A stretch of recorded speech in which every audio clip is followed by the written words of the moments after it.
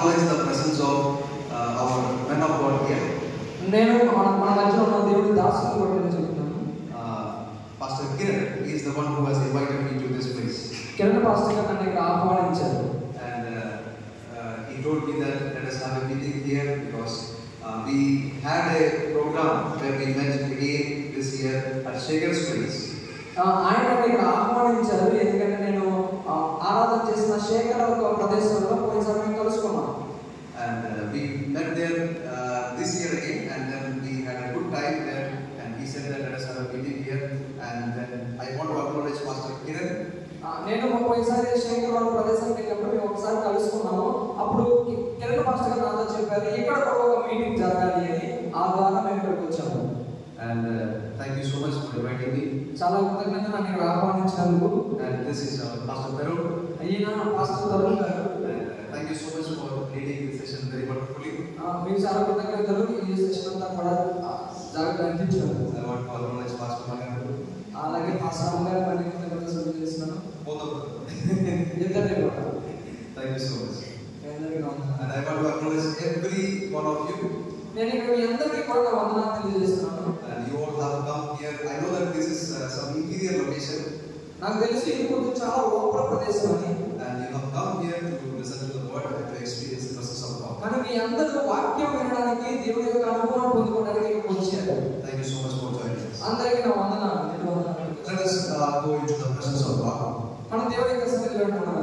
Let us submit our hearts and minds before the presence of God. దేవుడికి సమర్పించుకుందాం. మన యొక్క మనస్సును మన యొక్క ఆత్మను దేవుడికి సమర్పించుకుందాం. God is in this place. దేవుడు మన మధ్యలో ఉన్నాడు.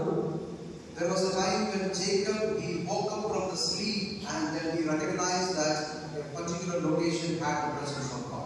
యాకోబు ఎప్పుడైతే తన నిద్ర నుంచి మేలుకున్నాడో ఆయన గుర్తించాడు ఒక ప్రదేశంలో దేవుడి యొక్క సన్నిధి ఉందని. Sometimes it becomes so late for us to recognize that a location carries the presence. కొన్నిసార్లు కొన్ని ఆలస్యం అవ్వచ్చు. ఎక్కడైతే ఒక ప్రదేశంలో దేవుడి యొక్క సన్నిధి ఉందో కొన్నిసార్లు తెలుసుకోవడం ఆలస్యం అవ్వచ్చు. You must believe that when all the men and women of God are gathering here, those who carry the presence, when we are gathering here, there is presence of God. మనం గుర్తించాలి. ఎప్పుడైతే దేవుడి దాసులు మనందరం కూడా ఒక చోట కూడి ఉంటామో అక్కడ నిజంగా దేవుడి యొక్క సన్నిధి నిండి ఉంటుంది. Hallelujah. Hallelujah. Hallelujah. Hallelujah. You carry the presence of God. మనం దేవుడి యొక్క సన్నిధిని మోస్తున్నాం. And wherever you go, ఎక్కడైతే మీరు వెళ్తారో the presence of God will manifest. దేవుడి యొక్క సన్నిధి మన అక్కడ కార్యాలు జరిగిస్తుంది. Hallelujah. Hallelujah. Do you believe that? మీరు విశ్వసిస్తారా? When we go for our job, there is presence of God because of us. మనం ఎప్పుడైతే ఉద్యోగాలకు వెళ్తామో అక్కడ కూడా దేవుడి సన్నిధిలో ఉన్నాయి. ఎందుకంటే మనం మోస్తున్నాం కాబట్టి. Whenever we go to market, there is presence of God. ఎప్పుడైతే మనం మార్కెట్కి వెళ్తామో అక్కడ కూడా దేవుడి యొక్క సన్నిధి ఉంది. Whenever we are traveling on our vehicle, we are carrying the presence of God and we are traveling. మన వాహనాల్లో మనం ప్రయాణం చేస్తున్నప్పుడు కూడా దేవుడి యొక్క సన్నిధి మనతో ఉంటుంది. In the New Testament, కొత్త నిబంధన కాలంలో it is being seen that God has given us a gift in our life. మనం కొత్త నిబంధనలో మనం చూసినట్లయితే దేవుడు మనకు ఒక బహుమతిని ఇచ్చాడు మన జీవితంలో. It is a gift from heaven. పరలోకం నుంచి వచ్చిన ఒక బహుమతి. Every gift that human beings exchange with each other is material in nature. ప్రతి ఒక్క బహుమతిని కూడా మనం ఒకరికొకరు మార్చుకుంటాం మెటీరియల్ గా. That is material in nature. అది ఒక భౌతిక ఆహారం. But from heaven we have got a spiritual gift. కానీ పరలోకం నుంచి వచ్చేది ఒక ఆత్మీయ బహుమతి. This is not a material thing. అది భౌతికమైనది కాదు కానీ But it is a person. కానీ అది ఒక వ్యక్తి. And his name is Holy Spirit. ఆయన పేరు పరిశుద్ధాత్మ దేవుడు. Hallelujah. Hallelujah. For 3.5 years Jesus Christ taught the disciples. 3.5 సంవత్సరాలు దేవుడు తన యొక్క శిష్యులకు నేర్పించారు. And they started exorcising demons. వాళ్ళు అనుభవించారు. వాళ్ళని నడవడికలో జరిపించారు. దెయ్యాలు వెళ్ళగొట్టారు.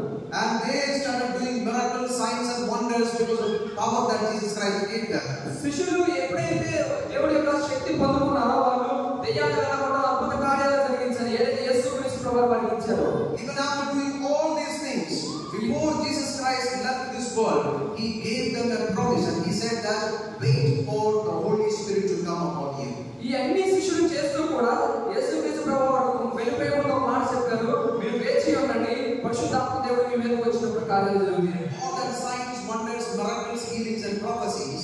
అన్ని కూడా కార్యాలు కూడా అద్భుత కార్యాలు, విడుదలలు, అలాగే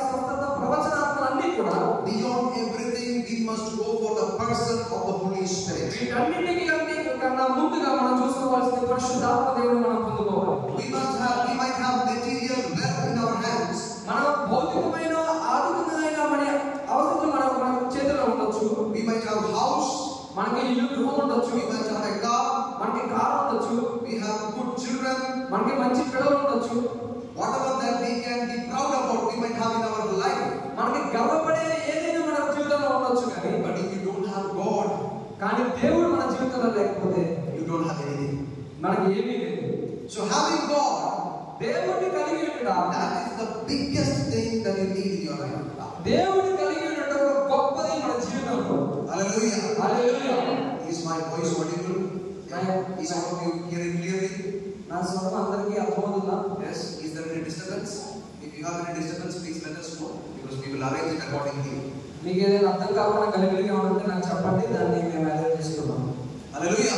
హల్లెలూయా. Praise the Lord. God is with us. దేవుడు మనతో ఉన్నాడు. Praise the Lord. Praise the Lord. So you carry anointing in your life. మనము మన జీవితంలో ఒక అభిషేకాన్ని మోస్తున్నాం. Hallelujah. Hallelujah. How many believe that you carry anointing? ఎంతమంది విశ్వసిస్తారు మన జీవితంలో అభిషేకాన్ని మోస్తున్నాం? Hallelujah. Hallelujah. So whenever enemy is coming against you, ఎప్పుడైతే శత్రువు మనకి వ్యతిరేకంగా వస్తాడో, don't be afraid. భయపడద్దు. Don't say that, oh, I am at loss. చెప్పొద్దు, నేను నష్టపోయినవాడిని చెప్పొద్దు. Don't say that I am troubled. నేను శ్రమలో ఉన్నానని చెప్పొద్దు. I am suffering. నేను బాధపడుతున్నానని చెప్పొద్దు. Oh, my parents were like this. I am also like this. నా తల్లిదండ్రులు అలా ఉన్నారు, నేను ఇలా ఉన్నాను అనుకోవద్దు.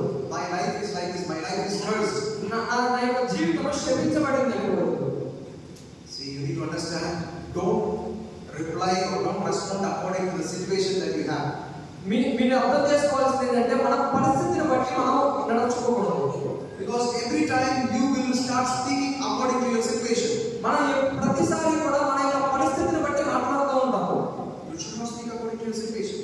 మీరు అలా మాట్లాడకూడదు, పరిస్థితిని బట్టి మాట్లాడకూడదు. How should you speak?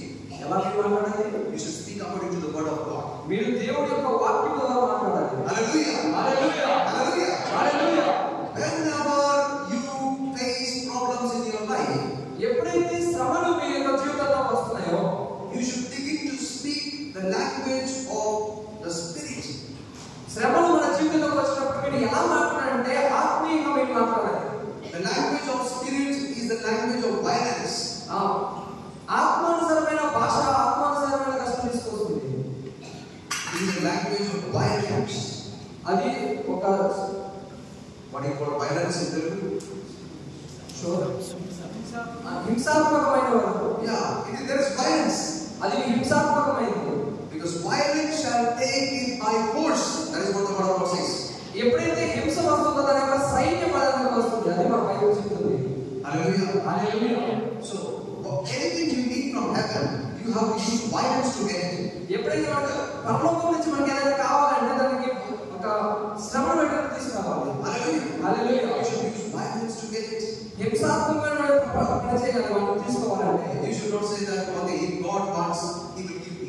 మీరు అలా చెప్పకూడదు. దేవుడికి నచ్చితే దేవుడు ఇస్తాడు లేదు. That is lazy way of saying. అది సోమర్పోతాను. You should believe that as son of God, as daughter of God, I can have it. మీరు విశ్వసించాలి, ఏ దేవుడి కుమారుడిగా దేవుడి కుమార్తెగా నాకు అధికారం ఉంది, నేను పొందుకోగలను. Hallelujah. Hallelujah. You believe that? మీరు విశ్వసిస్తారా? I don't think that you believe it. నేను నమ్మను, మీరు విశ్వసిస్తారు. You don't believe it. మీరు నమ్మను. Believe it. మీరు నమ్మను. Because if you are believing it, you would not be complaining when you have problems. మీరు విశ్వసిస్తే